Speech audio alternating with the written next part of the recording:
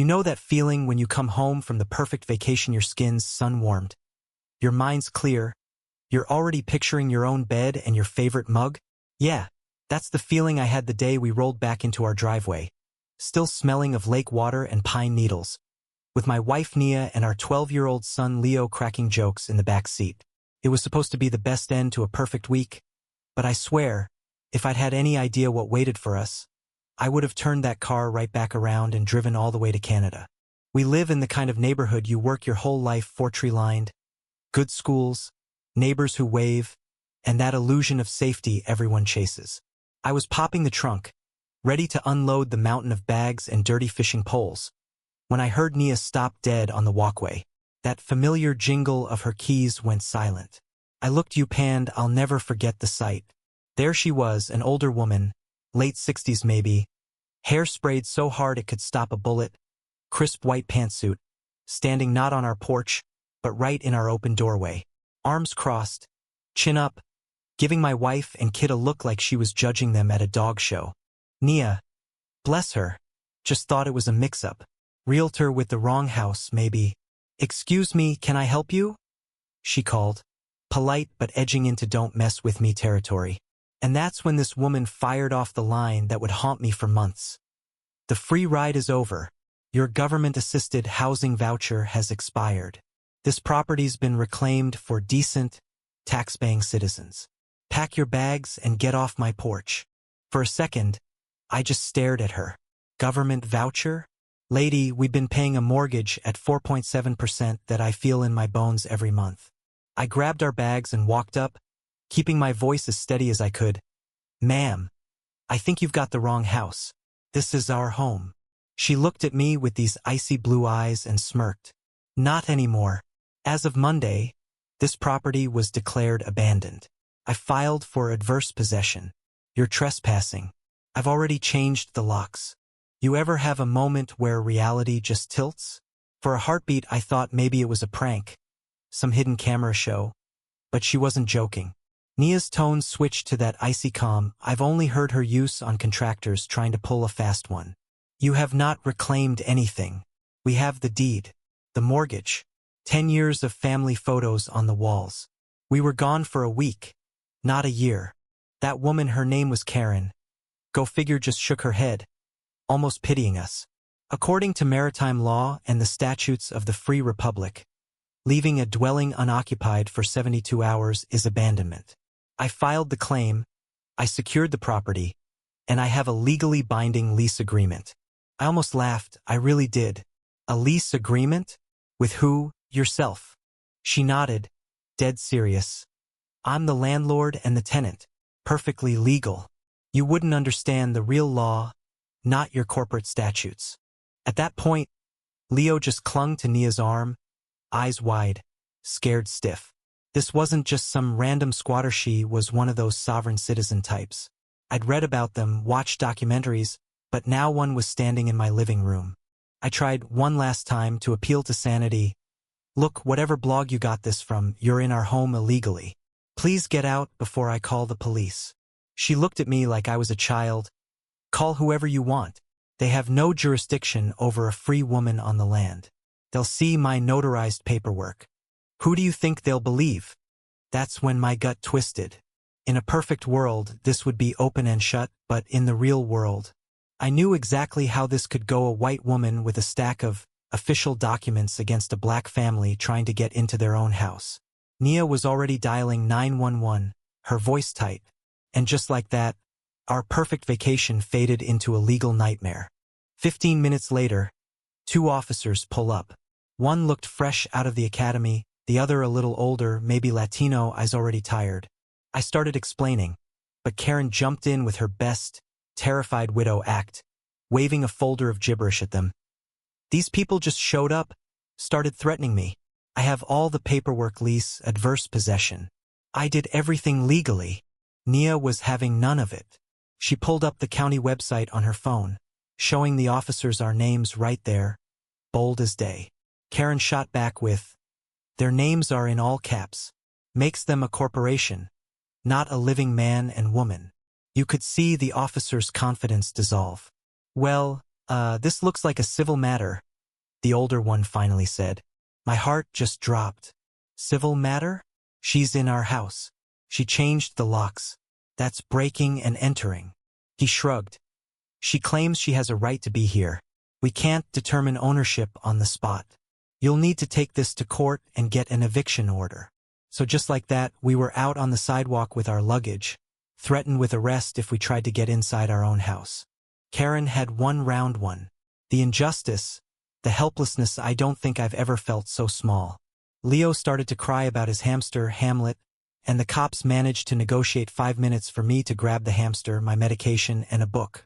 Walking through my own home with a cop following, Karen smirking in the background, felt like the final insult. We spent that night at a soulless hotel by the airport. Leo tried to be brave, but every few minutes he'd ask when we could go home. Nia paced the room like a caged lion, muttering, "How is this even possible? In America?" All I could say was, "Sovereign citizens, they game the system with so much bogus paperwork the police freeze up." The next day we found a lawyer, Ben Young, hungry, and as appalled as we were. "Classic adverse possession scam, but on steroids," he said. "You need an emergency injunction just to stop her from selling your stuff. But even that slow. Could take months." And sure enough, it got worse. A neighbor colleged seen a moving truck. Our TV, art, family keepsakes all loaded up and gone. That's when it stopped being about just us. I started digging, and sure enough, Karen had a historia string of property claims in other towns, all targeting the vulnerable or the absent, some ending in quick, suspicious sales. She wasn't a random crank. She was a career predator. I took everything I found to Detective Henderson in property crimes. He read through it all, brow furrowed. This is a pattern, a conspiracy, RICO territory. Meanwhile, Ben tracked down the notary from Karen's documents, a guy named Gerald. Our PI, Frank, cornered him in a dingy strip mall office, and the minute Frank threatened federal charges, Gerald folded. He drafted and notarized all of Karen's documents and was part of a larger sovereign citizen ring. He told Frank everything, how they targeted homes, stripped them, funneled the cash through shady auction houses and offshore accounts.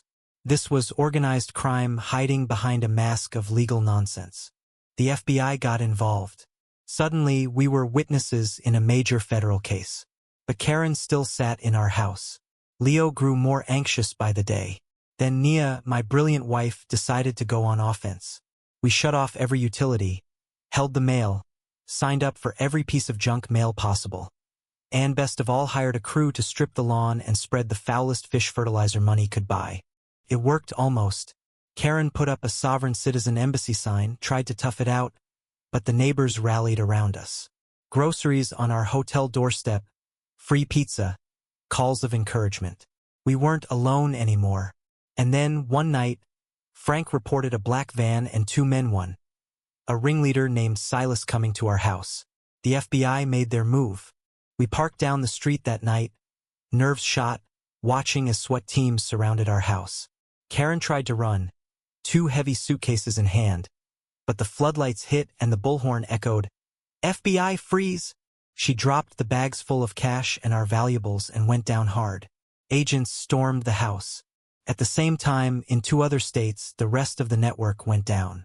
Silas arrested at a private airport. Gerald pulled from his office. The whole twisted machine dismantled. Our home was a disaster federal crime scene. Trashed inside, walls marked with Karen's gibberish, family photos defaced. The trauma hit all over again. We stood in the wreckage, despair creeping in, until Al, our neighbor, showed up with a toolbox and half the neighborhood behind him. We saw the tape come down. Figured you could use a hand and an apology for not doing more sooner. They didn't wait for permission. They just started cleaning, scrubbing, fixing doors, painting over the scars. Kids washed windows, music blasted, and laughter started to push out the pain. That night, for the first time in weeks, we slept in our own beds. Our house, reclaimed by community, was ours again. The trial was long and brutal. Silas represented himself, ranting about the gold fringe on courtroom flags. Karen, a shell of her former self, tried to play the victim, but the evidence was damning. Other families testified. Gerald detailed the scam. When it was our turn, I spoke about coming home from vacation, finding a stranger in my doorway, the helplessness of losing everything. Nia's words cut deeper. She was angry, but dignified. The jury was out less than 2 hours. Guilty on every count. Silas got 30 years. Karen got 15. Neither showed a shred of remorse. Afterward, we were swarmed by reporters and other victims. We'd all been alone until now, but in the end, we became a community. The damages awarded were substantial, but the money felt tainted, born of pain. Not just ours, but so many others. Leo, who'd grown up fast through all this, suggested we use it to help others. So we started the Homestead Project, emergency legal help, safe housing for victims of property scams. The community rallied again, lawyers volunteered, donations poured in. Our pain became purpose. The first person we helped, a single mother, won her case and now sits on our board. Leo drew the logo: a key, a house, a heart. 2 years later, a letter arrived from Karen in prison. Not an apology, not a threat, just a sad account of her life, her loneliness, her sense of powerlessness. I thought I was reclaiming property, she wrote, but I was just a thief stealing pieces of people's lives because my own was empty. I read it to Nia. I don't forgive her, she said, but I understand, and I pity her. So did I. The monster was just a broken person, lost in her own bitterness. Last week marked the anniversary of our nightmare. Instead of dread, it's now a celebration. The Homestead Project just opened a new wing. Our house is full of life again. Leo's friends running wild. The porch lights a beacon of safety. I stood there, beer in hand, watching laughter fill the backyard, and thought about the woman who tried to steal all this. She didn't win. In the end, her darkness made our light shine brighter. If there's a lesson here, it's that justice isn't just about courts and verdicts, it's about people standing together, refusing to be broken. And I gotta ask, if you've ever felt powerless, if you've ever seen the system bend in the wrong direction, what did you do? What would you do? Share your thoughts below, because honestly, justice only works when it's got a crowd behind it.